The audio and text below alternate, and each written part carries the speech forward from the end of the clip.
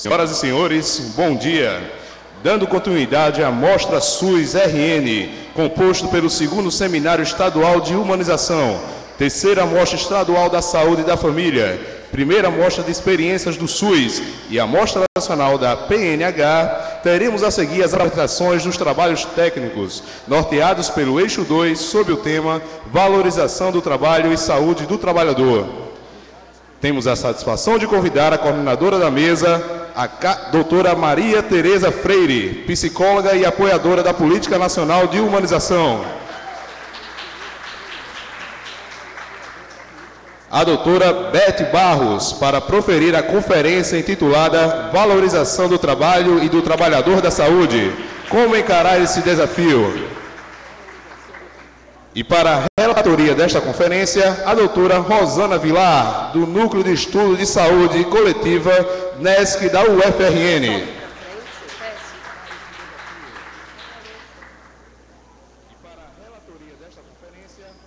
Com a palavra, a coordenadora da mesa, doutora Maria Tereza Freire. Bom dia a todos e a todas. Nesse momento que as pessoas estão entrando, a gente gostaria de saudar aos técnicos, aos gestores, aos nossos queridos usuários, aos trabalhadores de um modo geral, às nossas amigas e amigos do Ministério da Saúde e da Política de Humanização, Claudinha, Erasmo, e todos os consultores que aqui nos apoiam e prestigiam, a Jaqueline, nossa editora da rede, que brilhantemente, né, faz que o Rio Grande do Norte brilhe a nível nacional.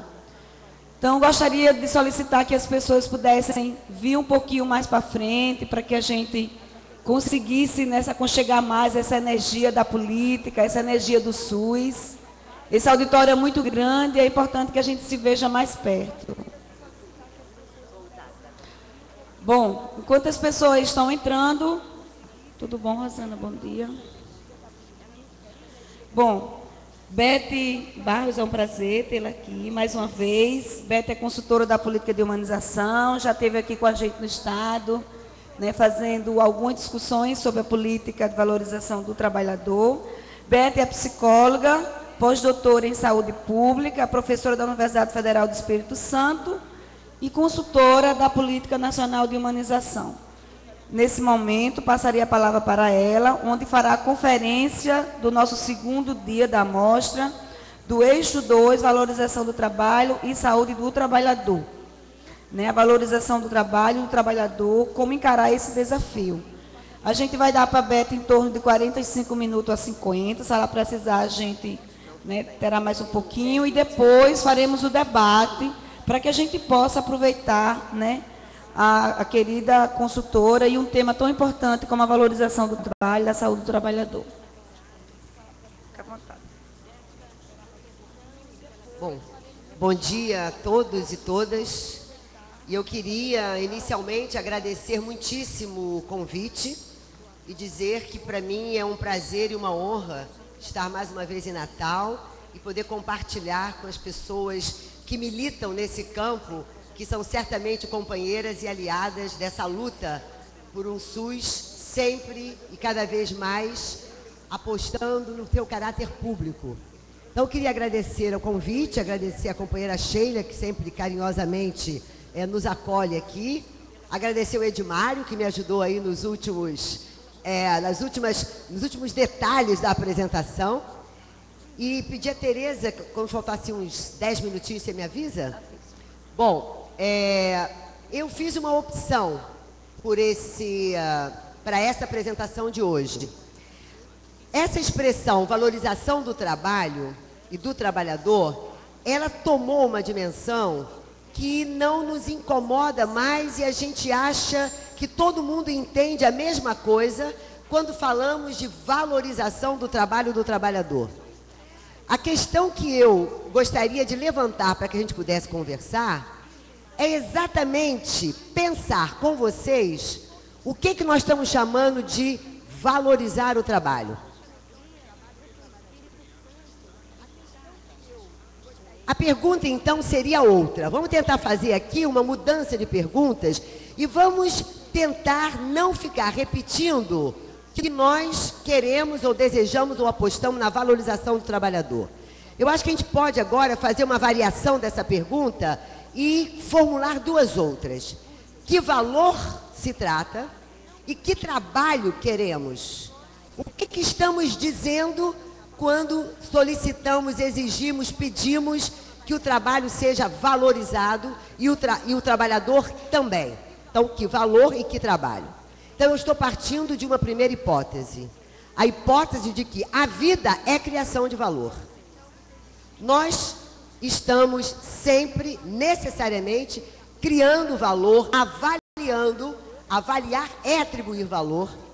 Se nós estamos sempre criando e atribuindo valor, avaliando, a palavra avaliar vem exatamente desta concepção de valor.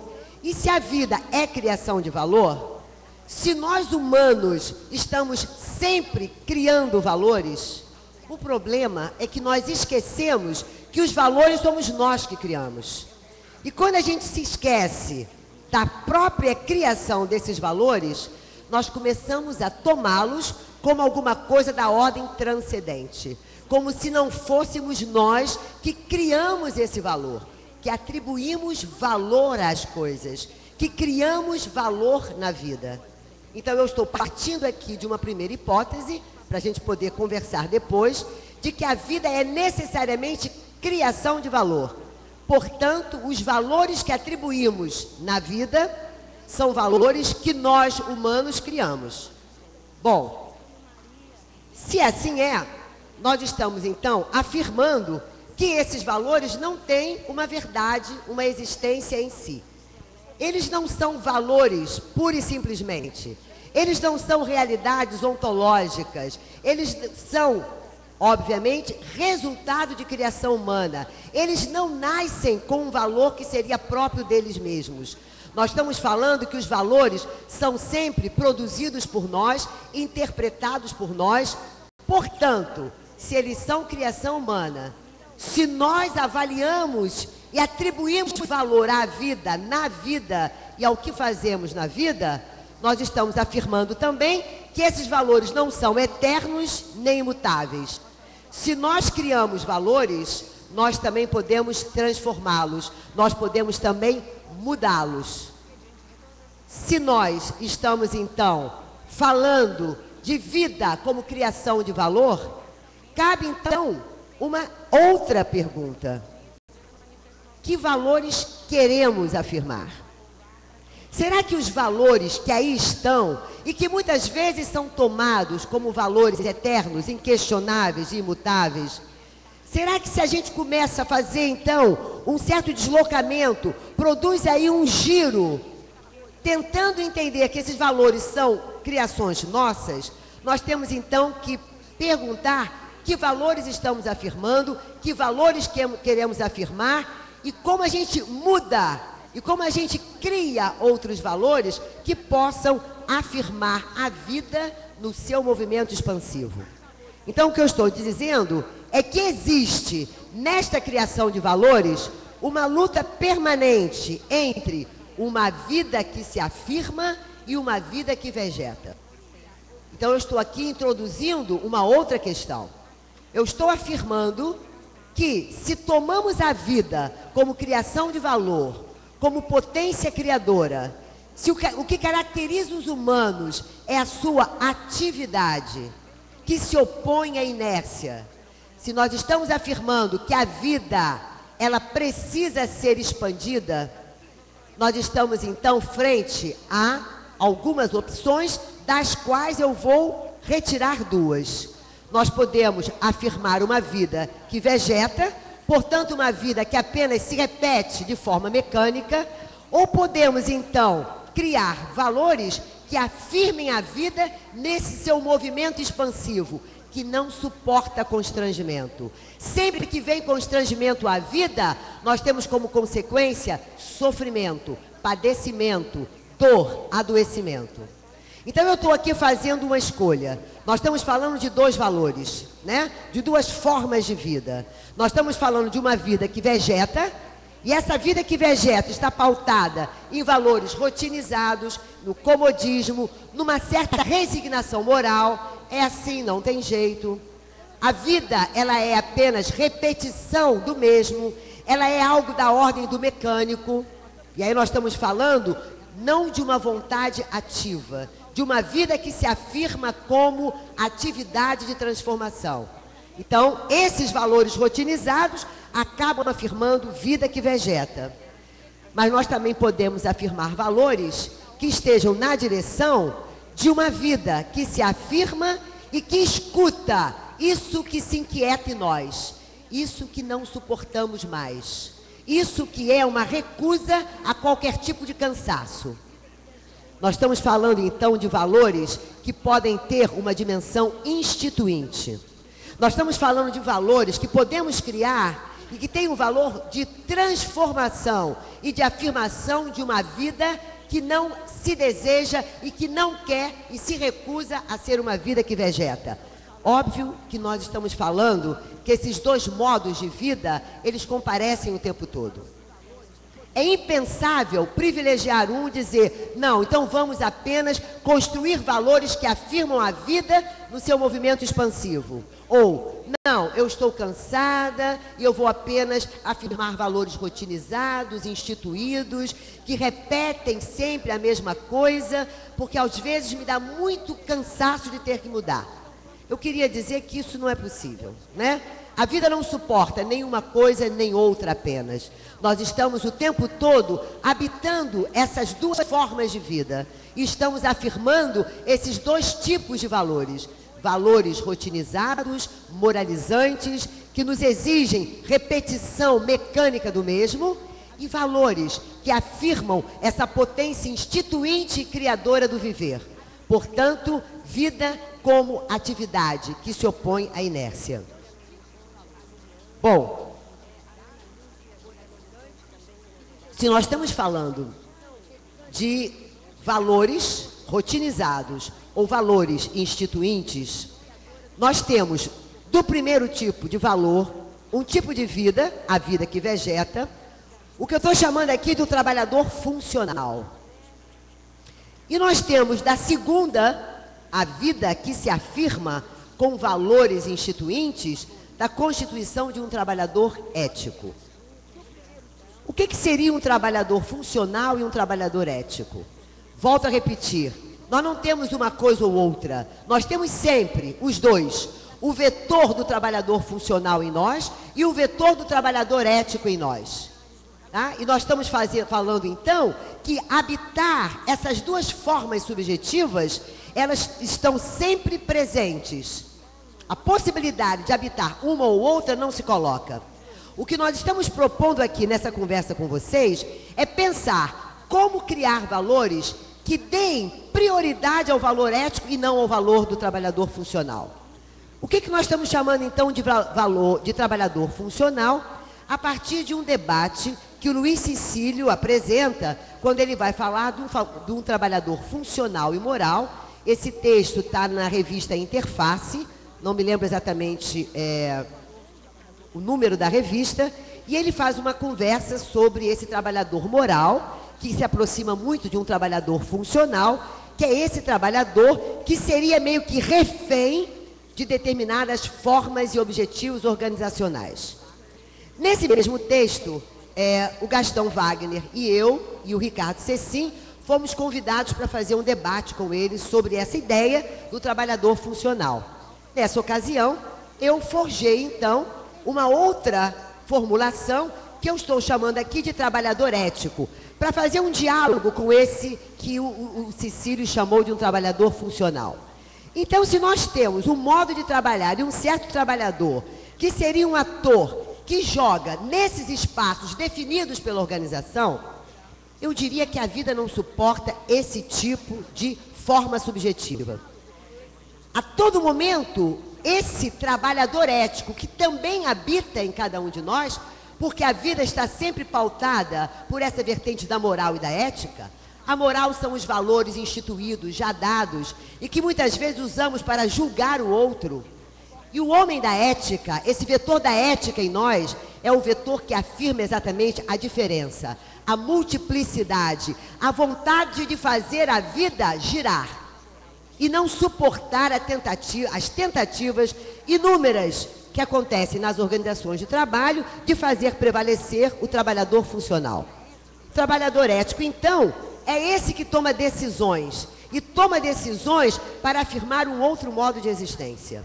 Então, reparem, eu estou falando que cada um de nós, em cada um de nós, habita um trabalhador funcional que se submete, que está ali dentro como ator desse jogo organizacional, mas habita em nós também um trabalhador ético que não suporta a submissão cega e surda a esse modo de funcionamento organizacional.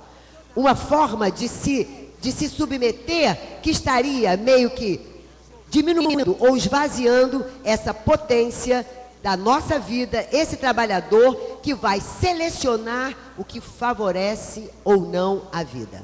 Então, nós estamos falando que a vida é necessariamente criação de valores. Essa criação de valores, ela é inerente aos humanos. Como humanos que criam valores, esses valores não são eternos, eles são forjados, eles são criados ao longo da história. E como tal, a gente pode estar criando valores que podem afirmar a vida no seu caráter vegetativo, portanto, dando margem e abrindo para o que eu estou chamando aqui de um trabalhador funcional, mas que também, nesse mesmo movimento, afirma um outro modo de existência, um outro modo de ser trabalhador, que é o que nós estamos chamando de um trabalhador ético.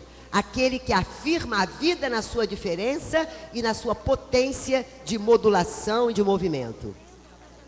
Bom, se assim é, nós estamos então convocando todos vocês, todos nós, né, a transmutar esses valores morais, né? Nós estamos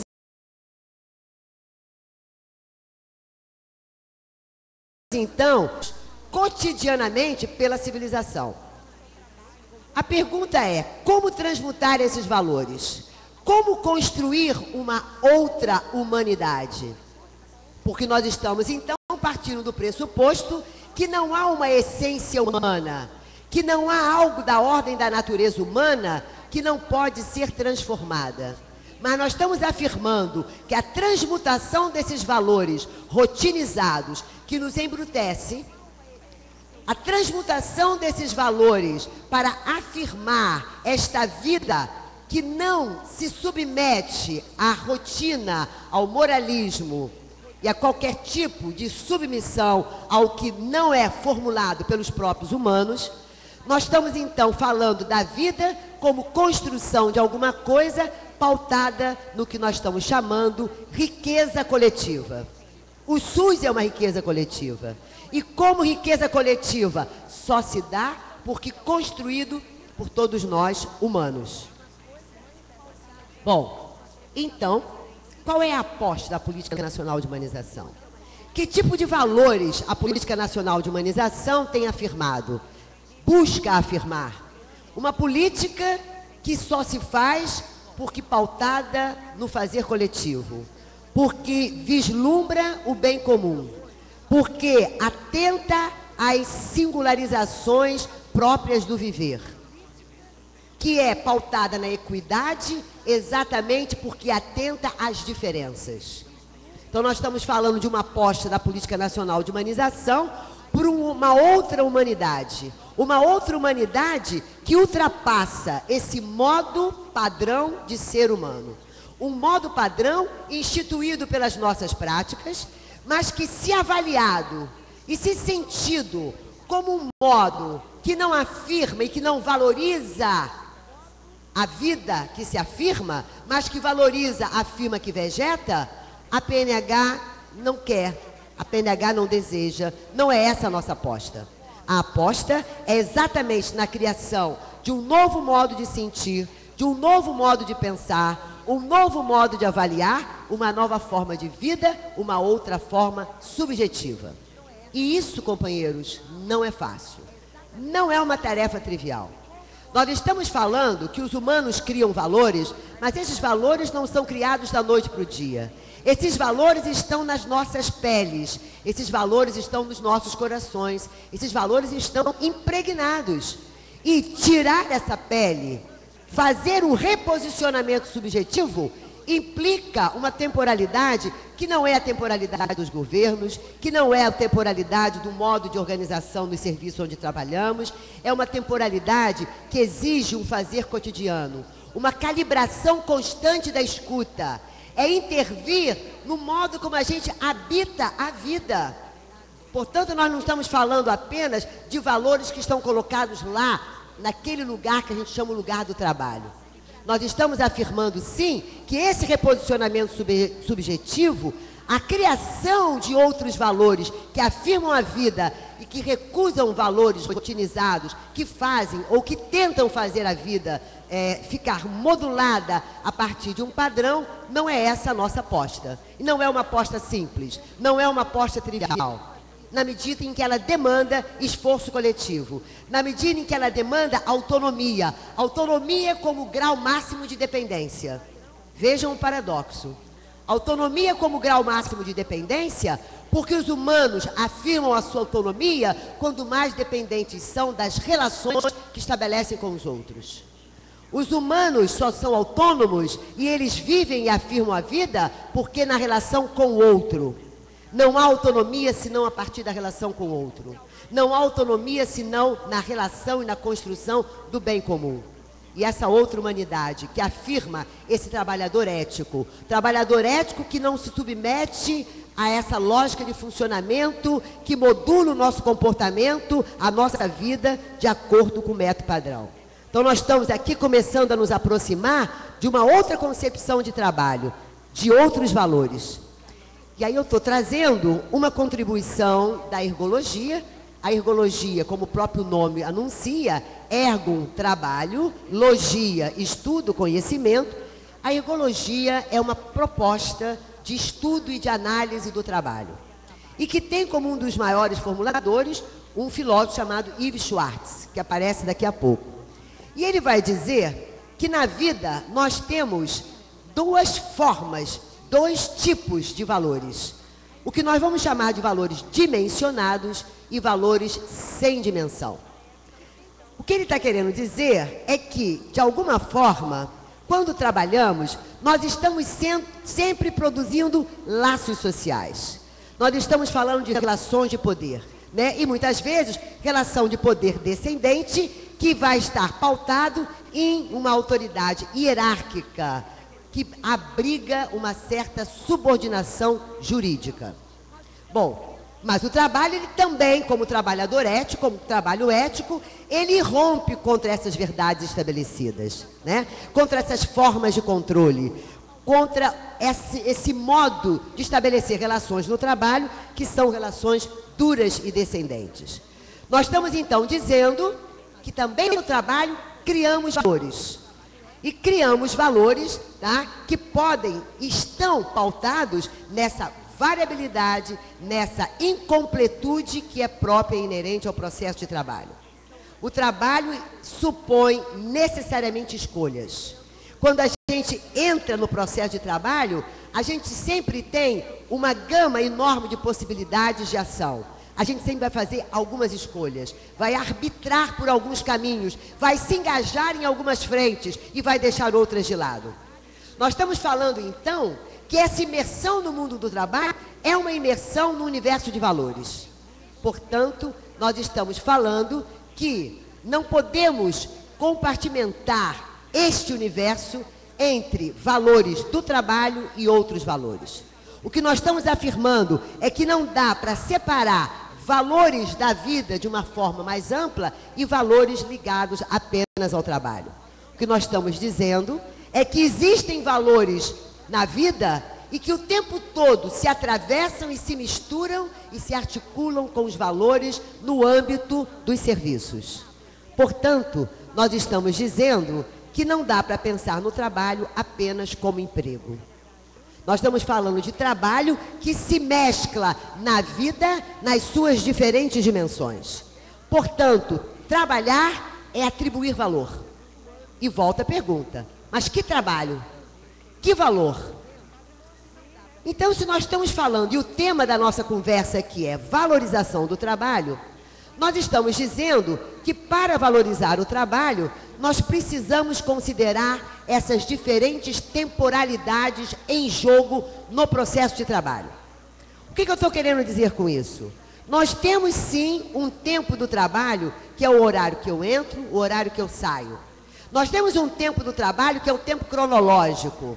É o tempo de entrada, é o tempo de saída, é o tempo das reuniões.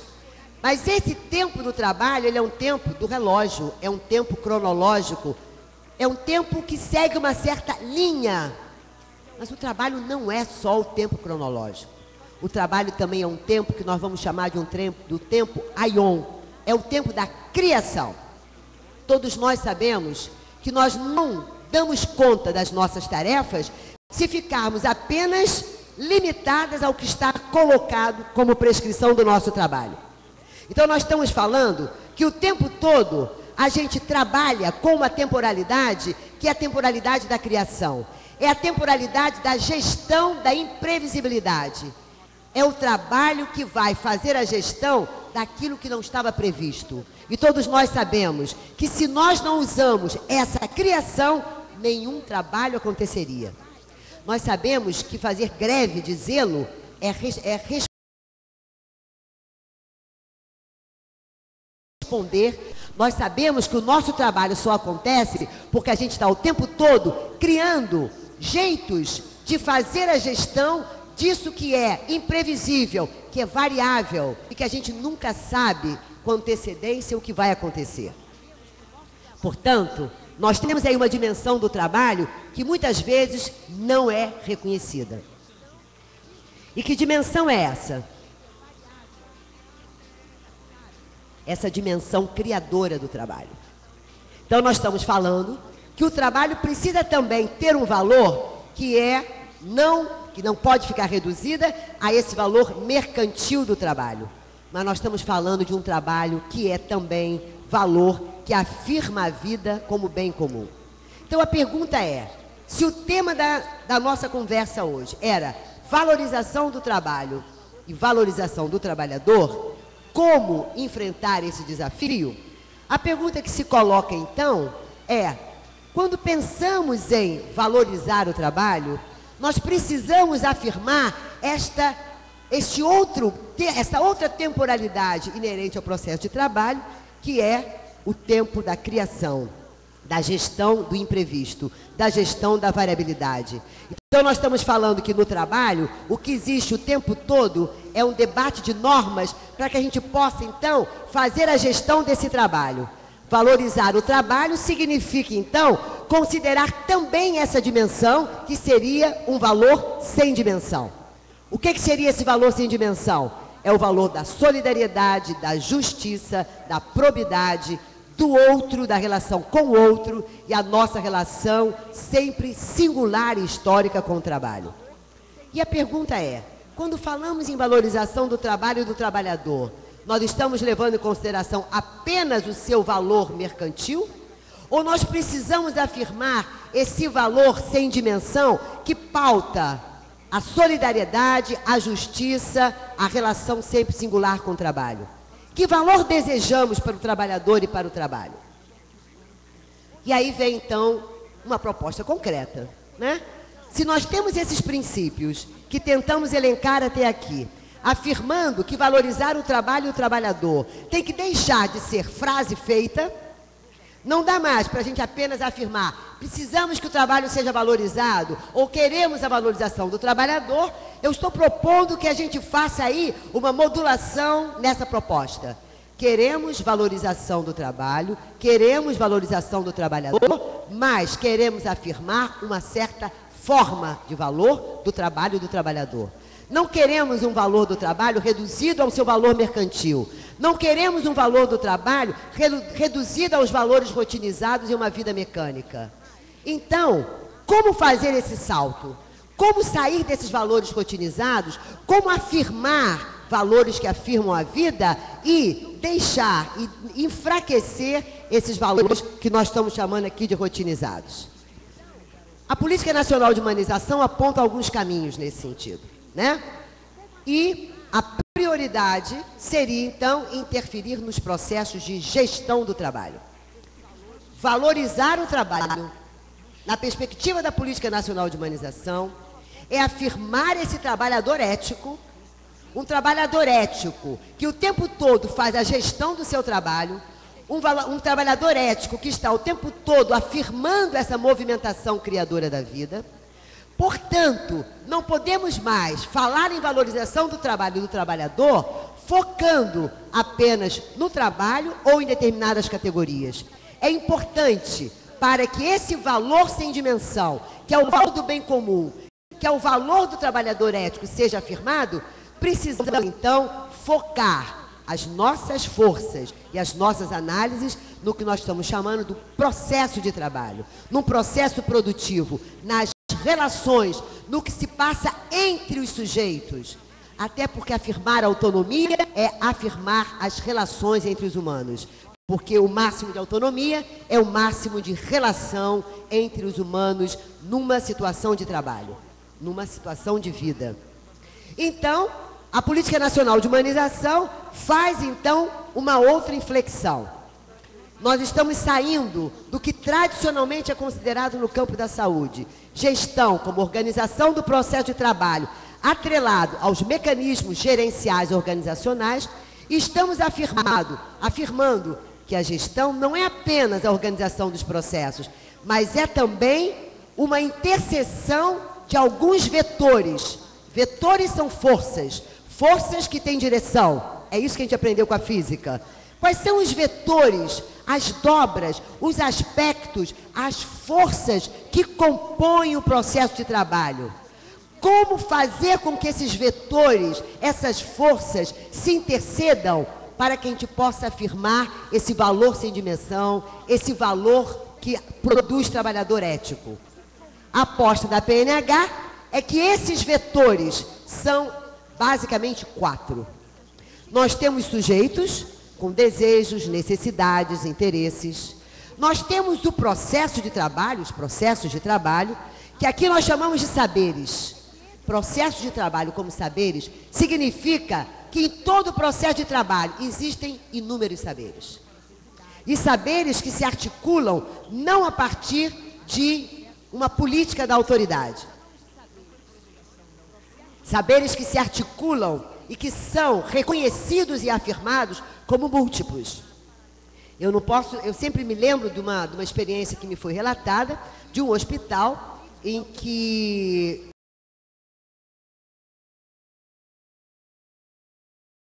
um certíssimo de infecção hospitalar. Os cirurgiões resolveram se reunir para discutir a situação e para poder tentar entender o que estava acontecendo com um índice tão alto de infecção hospitalar. E, enquanto isso, tinha uma trabalhadora fazendo a higienização do espaço e pediu para entrar na reunião.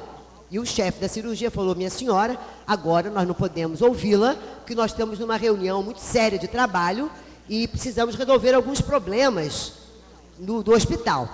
Ela falou: mas eu quero falar sobre isso. E ele: não, minha senhora, aqui nós estamos em reunião de cirurgiões. Nós não podemos, no momento, ouvi-la ou conversar com a senhora.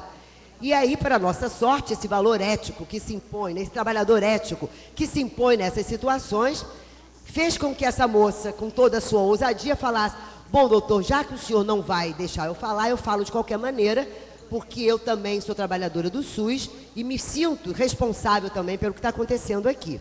Então, eu queria dizer para vocês que eu sei por que tem tanta infecção hospitalar no hospital, no setor de vocês em especial. Todos os médicos abriram os olhos um para os outros, falando assim: tem alguma coisa esquisita. A moça que faz higienização acha que vai entrar numa reunião de cirurgiões para dizer que sabe e que pode nos dar o diagnóstico do índice de infecção hospitalar no hospital. E ela vai dizer: olha, porque como eu faço higienização do hospital inteiro, faço inclusive na capela, e eu vejo que muitos dos familiares, antes de entrar para fazer a visita dos parentes que foram operados, eles passam na capela Lá tem um vidrinho de água benta, e eu lá no meu bairro ouvi dizer, que a gente de saúde já me ensinou, que água parada não é bom para a saúde. Né? Água parada traz um monte de problema para a saúde da gente. Tanto é que a gente está lá fazendo um trabalho na comunidade para não deixar que tenha água parada em nenhuma casa, em nenhum local. E lá, aquela água, apesar de ser benta, ela está parada há muito tempo. As pessoas pegam um vidrinho de água benta, tudo bem que ela é benta, mas não deixou de ter problemas. Porque é benta para uma coisa, mas a benzeção do padre não matou as bactérias. E aí eles levam a água para o quarto e jogam aquela água no corte da cirurgia. E aí os médicos todos param, né, e aí agradecem muito a trabalhadora, e aí resolvem tirar a água benta, fazem lá um outro tipo de... É isso que nós estamos chamando de processo de trabalho, como discussão e conversa de saberes. Todo mundo sabe alguma coisa. E nenhum saber é superior ao outro. Os saberes, eles quando compartilhados, eles têm força de construção do coletivo e do bem comum. Então nós estamos falando que nos processos de trabalho, nós temos os sujeitos que estão em relação e que afirmam saberes diferenciados, mas o modo como esses saberes se relacionam estão, obviamente, pautados num certo modo de relação de poder. Quando essa relação de poder ela é descendente, ela vira relação de domínio, silenciamento do outro. E aí nós temos o quê? A emergência com força do trabalhador funcional. E quando a gente tem relações de poder, onde esses saberes circulam, nós temos a emergência com força do trabalhador ético e da afirmação do valor da vida que se afirma e que não vegeta. E o outro vetor é o das políticas públicas, né? Política pública, não porque política de governo ou de Estado, simplesmente, mas políticas públicas, porque fala da coletivização das relações e da produção desse bem comum. Nós estamos falando, então, de trabalho, de processos de trabalho, afirmar o valor do trabalho como valor sem dimensão, além do valor mercantil, o valor do trabalho como um valor que afirma a vida, pensando a interseção desses aspectos que não podem, então, separar quem planeja de quem decide, de quem executa, de quem avalia. Nós estamos falando que valorizar o trabalho é fazer com que a atividade e gestão e atividade não se separe da gestão. Atividade e gestão como indissociáveis. E nós estamos falando que nesse movimento produzimos também sujeitos. Sujeitos que ao se reposicionarem passam a afirmar e a criar outros valores. E voltamos à nossa tese inicial de que a vida é criação de valor. Volta com o tempo. Está ótimo. Bom, então a pergunta que insiste: vida como criação de valor. Valor como criação humana. Valor que rotiniza, valor como valor que faz a vida escorrer, que afirma a vida no seu movimento expansivo, que faz a vida diferir,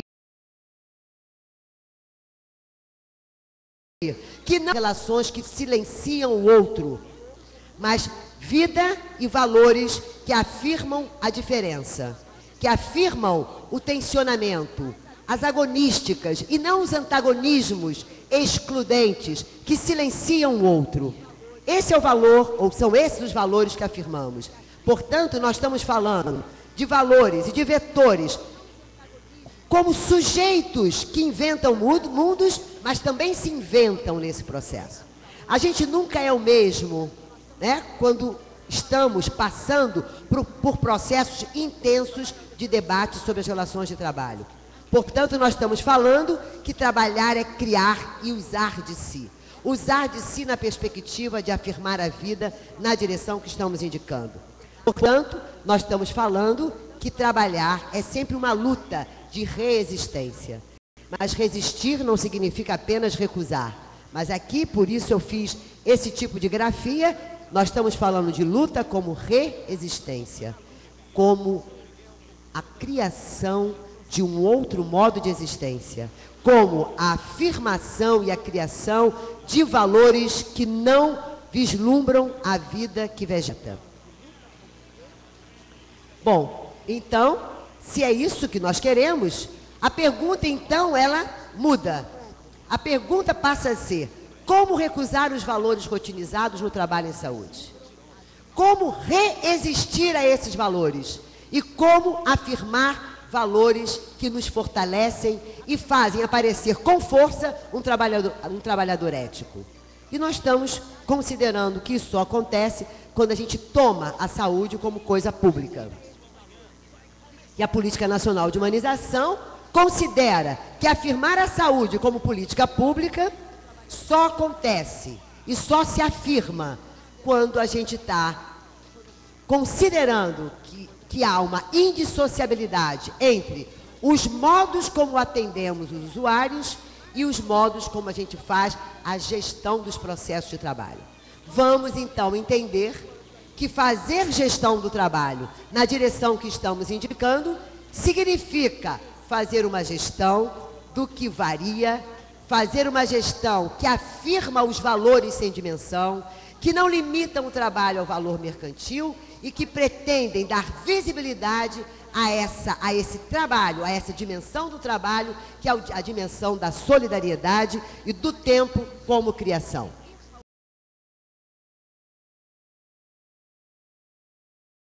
Portanto, a pergunta que passa então a ser: como afirmar esse trabalhador ético? Continuamos afirmando que os valores no trabalho estão relacionados aos modos como vivemos os vínculos nos processos de trabalho. Afirmar esse trabalhador ético é afirmar que esse movimento, esse conversar com o outro, significa cuidar da nossa experiência. Nós precisamos cuidar da nossa experiência. E a nossa experiência, ela só pode ser cuidada quando a gente está com o outro, para que a gente possa compartilhar e afirmar a autonomia como processo de corresponsabilidade. E isso não é fácil. Não é fácil porque significa produzir uma torção radical, uma mudança radical e violenta nos valores que temos afirmado como valores hegemônicos, que são os valores rotinizados. Isso não é fácil. Isso implica sofrimento. Mas o sofrimento, ele não é algo que funciona contra a vida. O sofrimento também faz parte da vida. O sofrimento, ele compõe a vida na sua dimensão criadora. O que não é possível é que a gente possa estar afirmando, ou que a gente afirme, o sofrimento patogênico, o sofrimento que afirma valores que fazem a vida vegetar. Mas o sofrimento que vem da relação com o outro, que pensa diferente de mim, que não quer as mesmas coisas que eu, que tem outros princípios, conviver com isso, trabalhar com isso, significa afirmar essa dimensão da vida, que é a dimensão criadora de valores.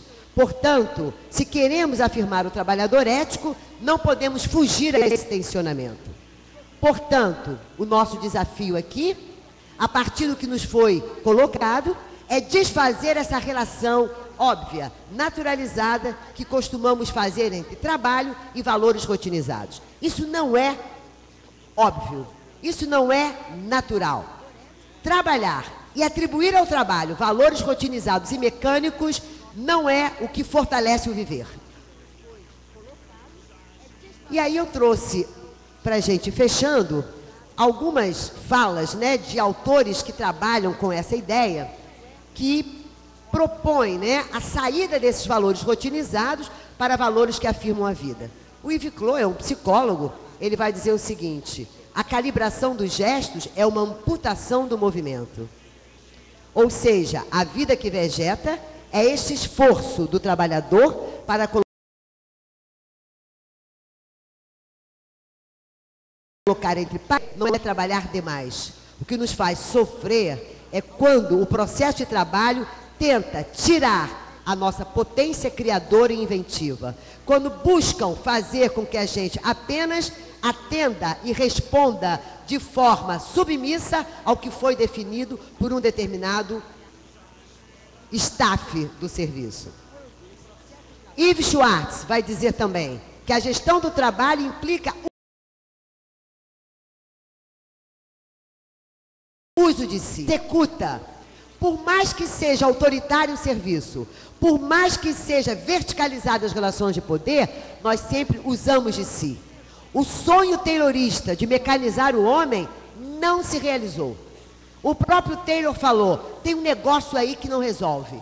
A gente controlou tudo milimetricamente, mas tem uma coisa que a gente não dá conta. E ele deu o nome disso que a gente não dá conta para controlar, fator humano.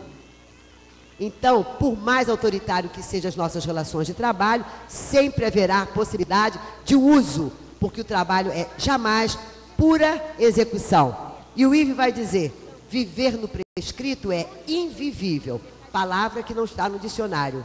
Ele cria para dizer que é impossível viver sob prescrição, sobre valores rotinizados. Bom, e como é que a PNH, qual é o modo que a PNH vislumbra para fazer com que esses princípios aconteçam no cotidiano dos nossos serviços? Ela aponta para duas diretrizes, que nós aqui vamos chamar de cogestão e clínica ampliada. Tanto a questão da gestão quanto a questão da clínica, na Política Nacional de Humanização, sofrem então uma ampliação. A gestão não está mais separada de saberes, sujeitos e poderes. Fazer a gestão não significa ser diretor, coordenador de serviço. Fazer a gestão significa dizer que o tempo todo nós estamos articulando saberes, sujeitos e poderes. Fazer a gestão significa ampliar o conceito de gestão, que é aumentar o grau de democracia nas organizações. Nós estamos, então, problematizando essa atividade de gestão e a própria gestão da atividade. Eu estou chamando de atividade exatamente isso que é próprio dos humanos, que é estarem ativos na vida. Sempre que se tenta calibrar a nossa atividade, o que vem é sofrimento, o que vem é adoecimento ou sofrimento patogênico. Nós estamos falando, então, que valorizar o trabalho e o trabalhador é afirmar essa dimensão de democracia e de ampliação de autonomia. E aí nós temos que instalar alguns dispositivos que possam estar fazendo com que a palavra circule e a decisão seja efetivamente participativa. Só assim o trabalhador ético pode ser afirmado. E aí, para concluir, nós estamos dizendo que afirmar esse trabalhador ético na perspectiva de valorizar o trabalho e o trabalhador como valores que não rotinizam, mas valores que afirmam a vida, significa aumentar o grau de autonomia dos trabalhadores. E lembro, aumentar o grau de autonomia, aumentar o grau de dependência dos trabalhadores nas suas relações de trabalho, porque ninguém trabalha sozinho, é impossível ter autonomia isolado. Outro dia eu perguntei numa roda de trabalhadores, o que faz o sofrimento patogênico no trabalho? Foi interessantíssima essa roda. Falei, o que faz a gente sofrer no trabalho? Aí um médico levantou a mão e falou, olha, a matéria-prima do trabalho em saúde é o sofrimento do outro. Então, a princípio, é lidar com o sofrimento do outro. Como que a gente se prepara para lidar com o sofrimento do outro? E aí uma auxiliar de enfermagem falou, sofrimento no trabalho para mim é chegar no serviço muito cedo e ver um homem sem perna, em pé, dormindo numa fila para esperar a senha para ser atendido. Aí a outra completou, mas o sofrimento maior não é só ver o homem sem perna, em pé, esperando uma senha. É ser impotente para resolver isso. E um outro vai e diz assim, mas na saúde a gente vai se deparar, por exemplo, com o fato de ter que comunicar uma notícia difícil. É ter que comunicar que o sujeito está com câncer, que ele vai morrer, que ele vai perder a perna, um braço. E aí o outro diz, mas não é essa a matéria-prima do nosso trabalho? Como que a gente se prepara para isso? Como que a gente dá conta disso sem sofrer tanto? E aí, ele era, acho que um fisioterapeuta, ele falou assim, não, porque na realidade, o que nos faz sofrer é a solidão. É a impossibilidade de trocar com os colegas esse sofrimento. E aí, alguém conclui a conversa de uma forma lindíssima, quando ele diz assim: mas não é a solidão que nos faz sofrer, é a solitarização. E as pessoas, mas o que é solitarização? Solitarização é ser colocado na solidão. Porque a gente não está na solidão porque quer. O maior sofrimento é sermos colocados na solidão. E aí, eu acho que exatamente essa conversa com esses trabalhadores reafirmam isso que eu estou conversando com vocês hoje, né? Que transitar da vida que vegeta à vida que se afirma só se dá no compartilhamento das lutas, na afirmação desse valor sem dimensão. Até para negociar o valor mercantil do trabalho, é importante que esse valor sem dimensão tenha visibilidade.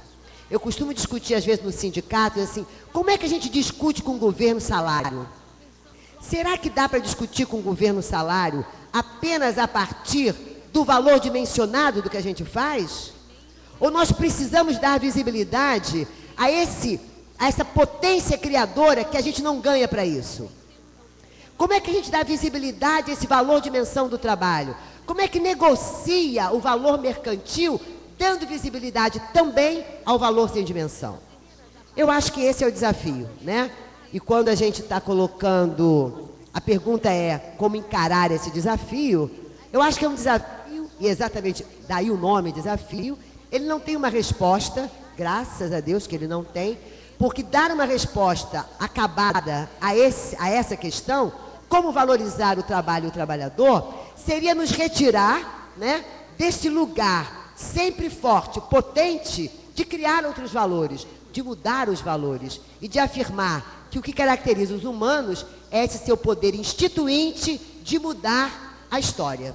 E esse, eu acho que é o desafio que a gente tem para o resto da vida. Falou, obrigada.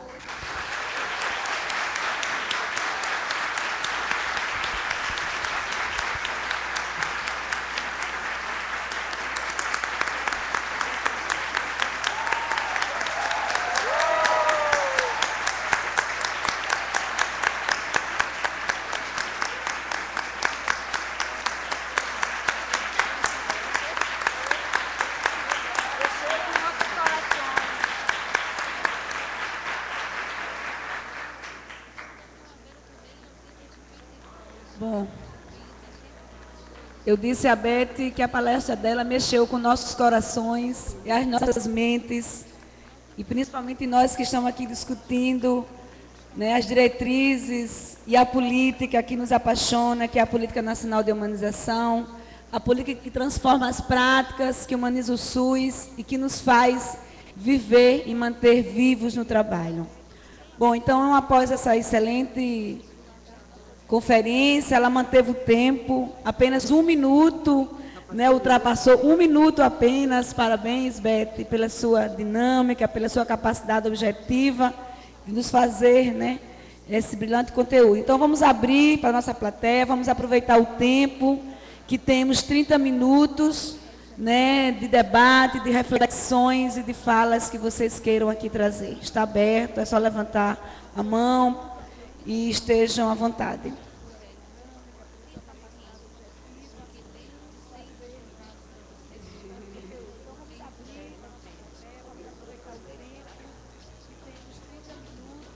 Não, mas se eles quiserem o microfone, a gente passa. Ok, companheiro? Pode vir até aqui. Eu queria que alguém me ajudasse aqui embaixo. Não, Gorete poderia me ajudar. Gorete, você quer escrever? Tá, então Gorete vai me ajudar aqui com o microfone. Eu queria pedir... Pronto, o outro microfone aqui está ligado, eu fico com o outro. Ok, vamos dar então 3 minutos com mais 1 minuto de tolerância, ok?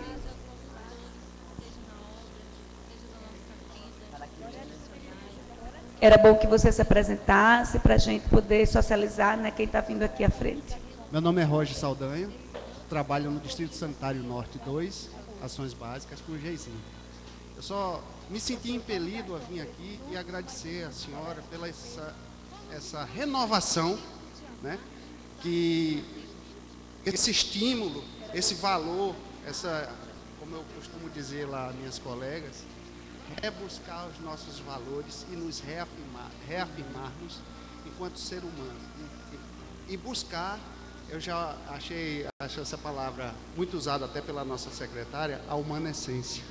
A essência do ser humano, que é mais importante. E os nossos trabalhos, nós, enquanto agentes desse movimento, nós temos que buscar esses valores, como a senhora falou, bem colocado, muito além do nosso tempo de trabalho, o tempo... nós somos tempo integral e hoje eu saí daqui, foi muito emocionante a sua palestra, mais uma vez eu gostaria de agradecer e sugerir que isso seja feito. Eu acho que se a gente fizesse um negócio desse em cada unidade de saúde, nós teríamos hoje uma saúde totalmente diferente. Muito obrigado.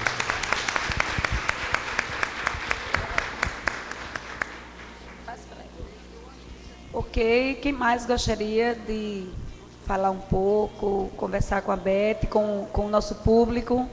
Rosana disse que ontem que ninguém se inscreveu e que parece que ainda estamos precisando nos energizar, né? Vamos lá, gente.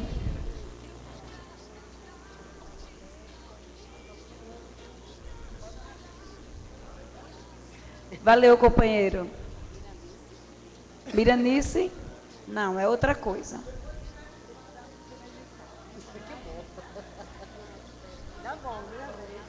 Enquanto estamos pensando, né, alguns estão se inscrevendo.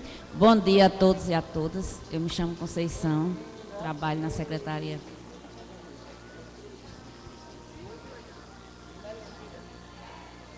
Bom dia. Para todo mundo lhe ver, se puder vir para cá. Bom dia a todos e a todas. Eu sou Conceição, trabalho na Secretaria Municipal de São José do Mipibu. A gente está tentando caminhar nessa questão não só da cogestão, mas na questão da humanização em si. E a gente está tentando criar esses espaços coletivos. E na hora que Beto fala que não é fácil, porque a gente pensa que é colocar todo mundo numa roda e cada um vai falar, né? E aí a gente se reporta um pouco para a nossa realidade, não é bem assim. Às vezes a gente tem o costume de falar nos bastidores, a gente não tem o hábito muitas vezes de falar para os nossos geralmente fala isso, os ruídos são entre os colegas, né? Mas às vezes para a gestão, para, né, questão de hierarquia e tudo, questão cultural, a gente não consegue alcançar. E na hora que a gente coloca o pessoal na roda, então assim, acontece às vezes até assim, por exemplo, a gente está tendo a experiência de fazer a roda em São José e como a gente não tem muito hábito, porque isso aí é uma questão de construção coletiva mesmo, a gente está optando por algumas dinâmicas de grupo, alguma coisa, para a gente vai trabalhando a interação e aos poucos o pessoal vai se, né, saindo do seu lugar de trabalhador instituído. E aí a gente às vezes escuta uns colegas dizer assim, mas eu sou obrigado a dançar ou a isso, aquilo, outro, né? E aí a gente também tem que respeitar esse trabalhador nesse sentido, porque o objetivo da gente também não é constrangê-lo, né? Mas eu só queria dizer assim, que o que ficou para mim disso tudo é essa questão da dimensão criadora, porque ao mesmo tempo que eu estou tentando trabalhar lá, isso eu trabalho em outra unidade, onde a gente toca trabalhar com a questão do tempo cronológico, e aí a gente vê a diferença, né? Isso faz a gente sofrer, e faz a gente sofrer porque a gente tem uma outra maneira, um outro modo de fazer, e às vezes a gente não pode fazer isso, né? É só isso. Ok, Conceição.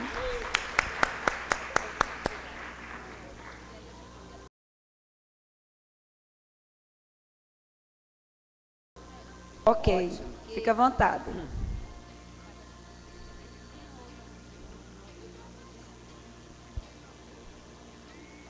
Bom dia a todos. Eu sou Rita de Cássia, sou secretária municipal do município de Japi, aqui no estado do Rio Grande do Norte, e tenho passado, esse já é o quarto município que eu tenho passado na história, né, assim, contribuindo com o meu papel de gestora. Com isso, apenas quero dizer que me sinto sempre motivada com a perspectiva, a proposta, o SUS, enfim, que abre espaços para que a gente reflita momentos como este. Eu tive pena porque eu não assisti a palestra toda. Eu cheguei um pouco atrasada por motivo de questão superior.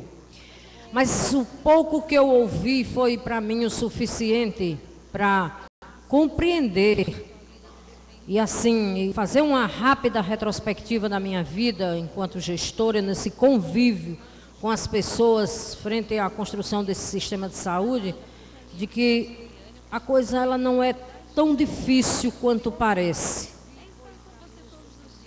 Basta uma coisa, eu tenho aprendido e você me fez refletir já no final das suas palavras.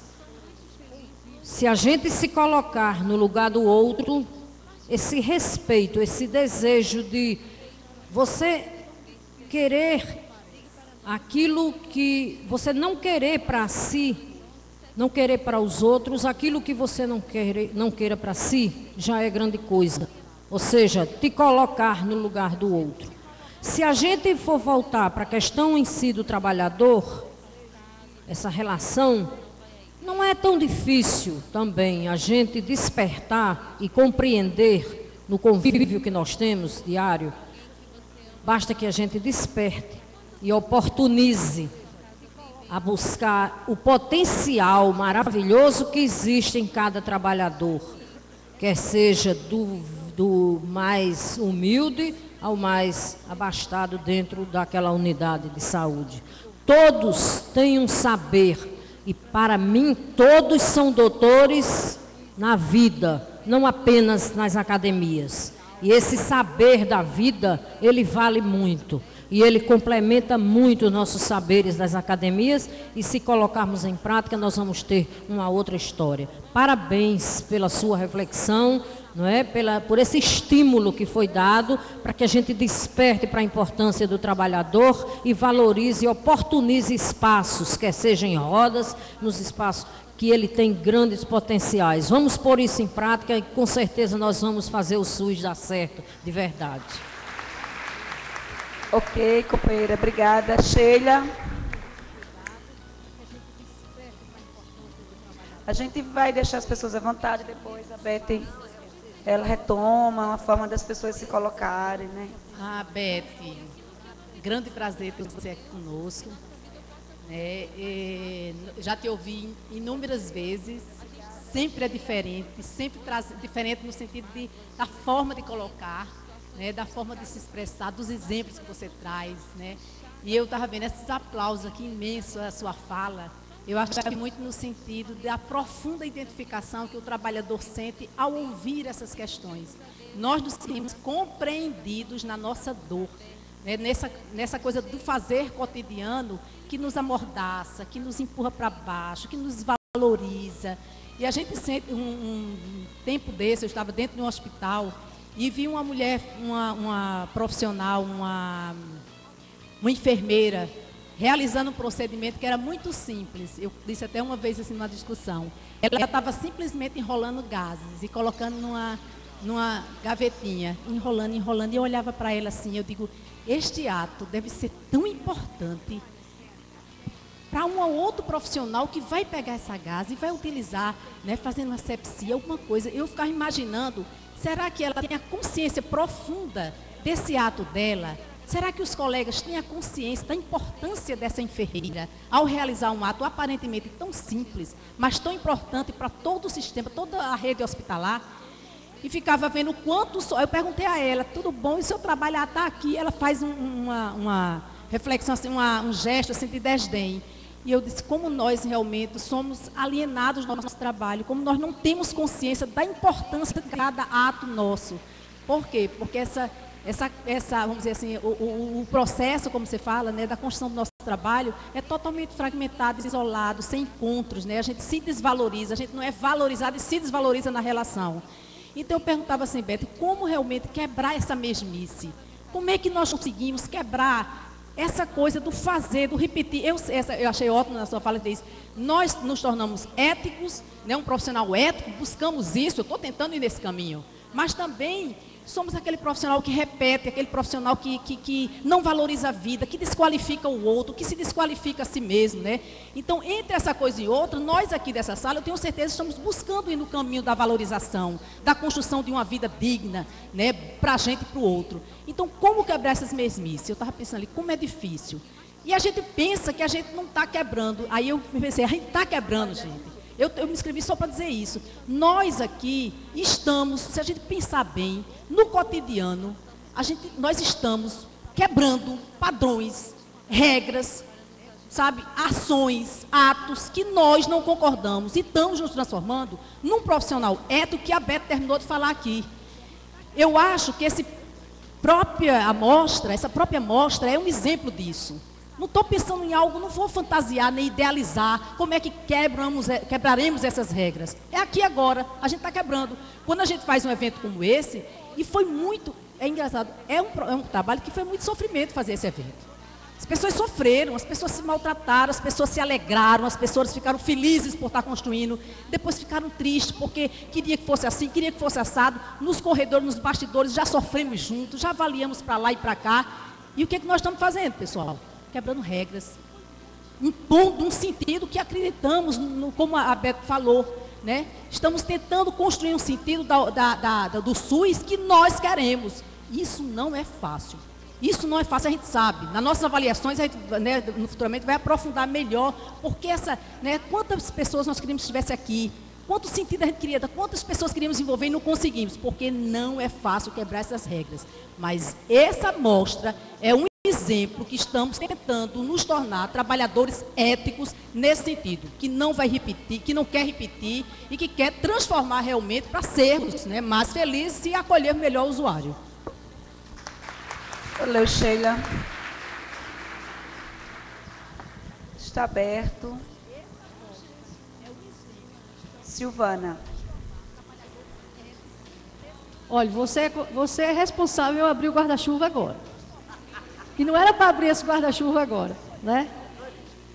Porque esse guarda-chuva era para a gente abrir e sair perguntando a cada um desse movimento da Proabrasme, onde você guarda a sua loucura? Aí eu fiquei ali pensando que eu estava morrendo de vergonha de abrir esse guarda-chuva agora.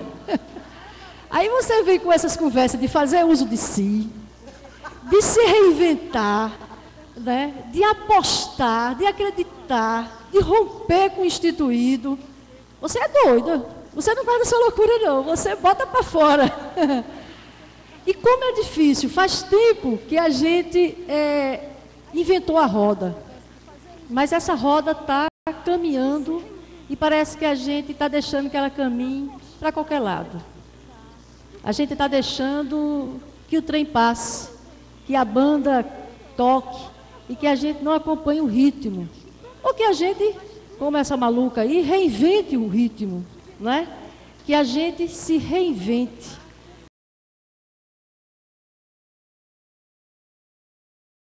Eu acho isso onde é que a gente ficou, onde é que a gente está. Né? Eu acho que quem mais rompe o instituído é a própria loucura. Né? Ela vive desafiando a gente. E como apoiadora institucional, que eu não sei se foi maluquice ou se não foi, mas a gente ia provocar esses encontros nas unidades, né, Jaqueline? Provocar o outro. Como é difícil a gente se encontrar mesmo com o outro. Eu só vejo isso lá na Tainha. Lá no meu sítio, vocês são ignorantes e não sabem onde é a Tainha. Eu sempre digo que a ignorância é grande aqui. Vocês sabem onde é a Tainha? Não sabe. Outra ignorante, né?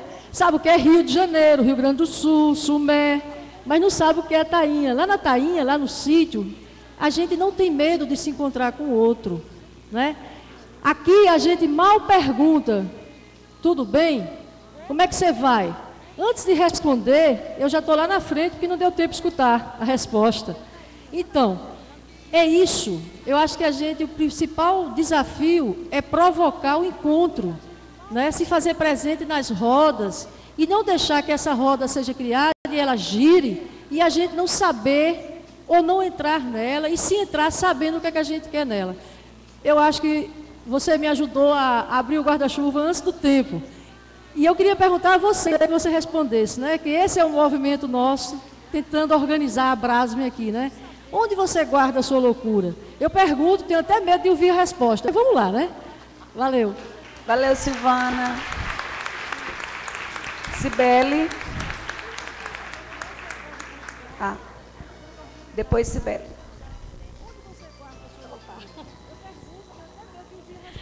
Bom dia a todos e a todas. Eu sou Graça Lucas. Represento o movimento negro no Fórum de Mulheres do Rio Grande do Norte, no Conselho da Mulher.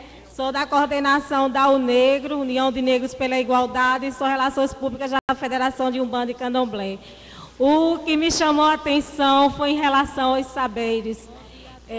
Nós, negros e negras, né, nós lutamos para que esses saberes sejam incorporados às práticas. Em relação à saúde, é uma luta nossa que seja implementado realmente em todas as unidades da federação o Programa Integral de Saúde da População Negra. E é de vital importância esse resgate dos saberes, porque é uma prática milenar. A nossa cultura negra, ela foi repassada durante muito tempo de forma oral, né? As rodas fazem parte da nossa cultura e esse resgate para dentro do serviço é muito importante. Eu quero parabenizar todas que organizaram essa mostra e dizer que foi realmente um gol de placa esse evento, né? E desejo que isso se multiplique. Ok. Cibele? Não.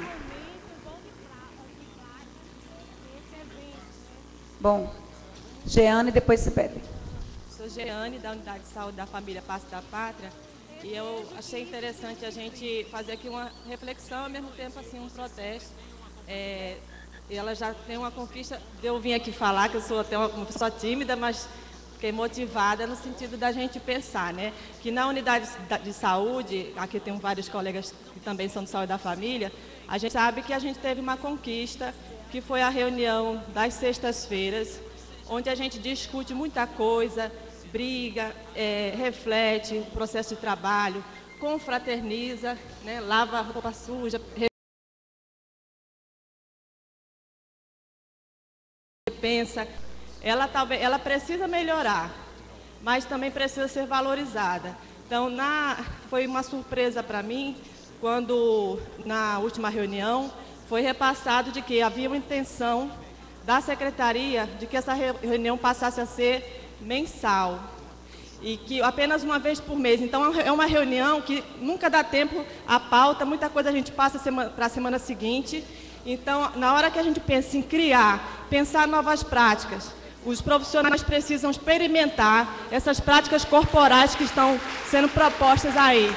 Como é que a secretaria quer diminuir os nossos espaços de discussão e encontros, né? Então é isso aí que eu queria colocar e dividir com as colegas. Valeu, Jeane.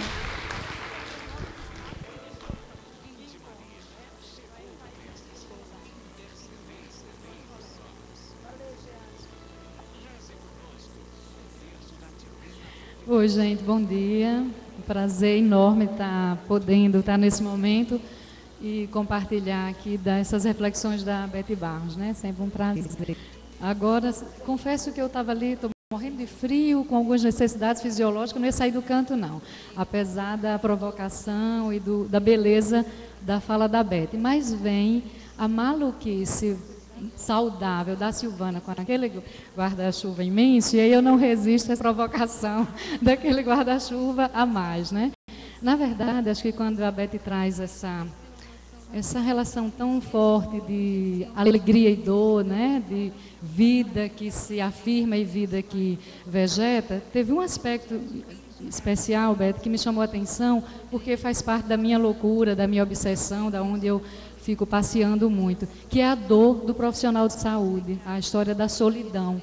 Eu acho que esse calor todo que você gerou em todo mundo parte disso, né? Aqui nós estamos tendo a possibilidade de ter essa roda onde vai se falar de dores e se pensar e criar condições de alegrias, né? De ficar nessa relação.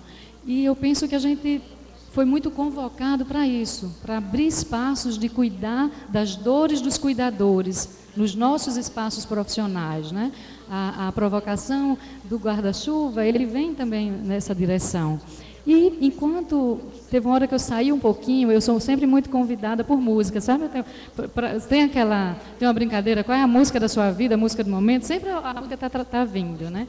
E enquanto, naquele momento você estava falando da solidão, naqueles depoimentos dos profissionais, aí me veio uma música que alguns não vão lembrar, mas eu imagino que você lembre, ou, bom, eu espero que sim, que fala a dor da gente, é dor de menino acanhado, menino bezerro pisado, no curral do mundo a penar, que salta aos olhos, a sombra do mal assombrado, que a dor de nem poder chorar.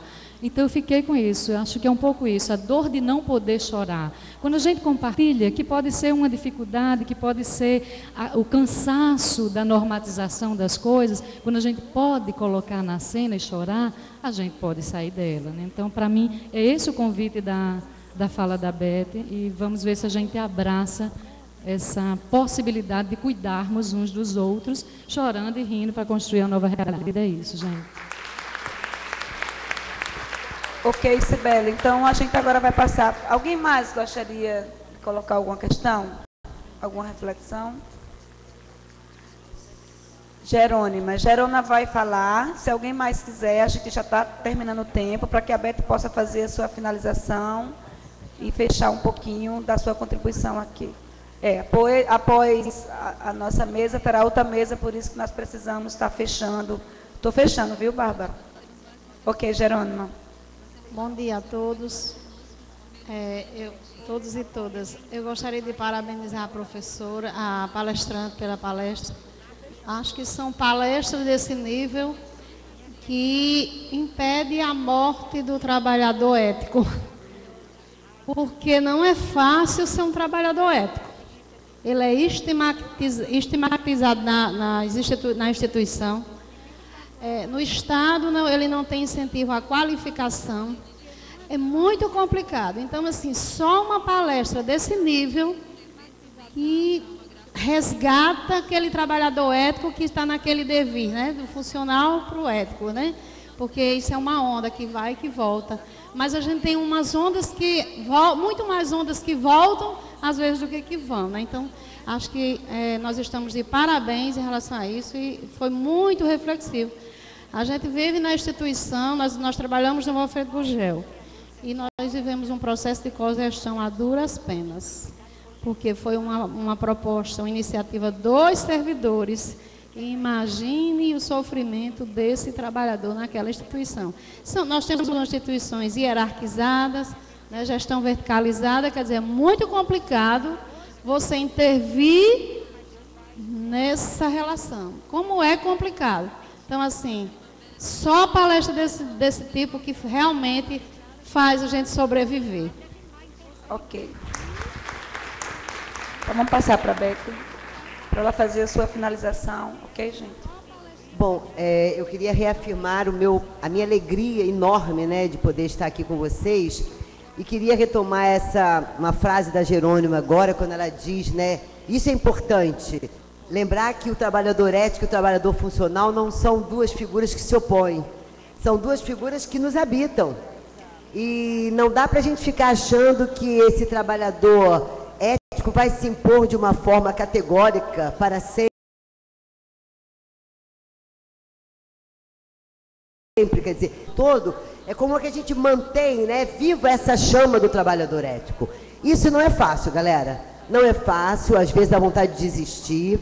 E aí eu só queria concluir, acho que vocês já falaram tudo, né? Falaram muito, tudo a gente nunca fala, a gente nunca fala a última palavra, mas eu me lembrei de uma passagem de um um relato, na realidade, né? Que o Guattari, que era um psicanalista que já faleceu, ele disse que uma vez ele chegou no analista dele, triste e absolutamente desanimado, dizendo, não acredito em mais nada, acho que vou desistir. Estou desistindo. Ele chegou na sessão de análise e falou, estou desistindo. Acho que nada mais tem jeito. E aí o analista olhou para ele e falou assim, vira de lado e dorme. Então, o que eu gostaria de dizer para vocês aqui também, né? Quando bate essa sensação de que o trabalhador ético está sendo esmagado, que é uma sensação que todos nós temos com muita frequência, vamos dormir e virar de lado. Porque certamente quando a gente vira de lado, a gente começa a ver de uma outra forma, outras conexões podem ser feitas, e aí a gente vai fazer com que esse trabalhador ético possa tomar força de novo. Então, galera, vamos virar de lado e continuar, tá bom? Um beijo.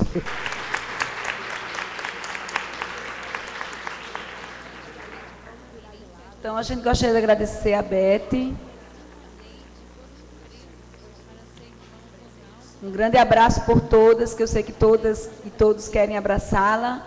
Entregar o certificado, convidá-la para permanecer com a gente mais esses dias, né, conhecer Natal, aproveitar nossas praias, nossa beleza.